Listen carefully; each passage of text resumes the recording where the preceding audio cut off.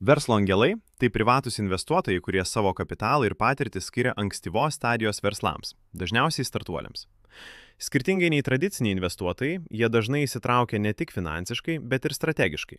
Dalyjasi žiniomis, kontaktais bei padeda formuoti verslo kryptį. Dėl šios priežasties verslo angelai tampa svarbiais partneriais, o ne vien finansavimo šaltiniu. Pagrindinis verslo angelų tikslas – investuoti į perspektyves idėjas ankstyvame etape.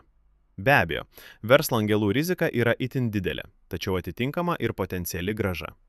Jie dažnai renkasi projektus, kuriuos gerai supranta arba kuriuose gali aktyviai prisidėti savo kompetencijomis. Tokia investicija dažnai yra ne tik finansinis sprendimas, bet ir asmeninis tikėjimas idėja bei jos kūrėjais. Verslo angelai padeda užpildyti finansavimo spragą tarp pradinio verslo kūrimo etapo ir didesnių investicijų, tokių kaip rizikos kapitalas. Jų indėlis gali būti lemiamas, nuo pirmųjų klientų pritraukimo iki produkto vystymo ar rinkos plėtros. Galima sakyti, verslo angelai yra inovacijų katalizatoriai, padedantis naujoms idėjoms tapti realiais verslais.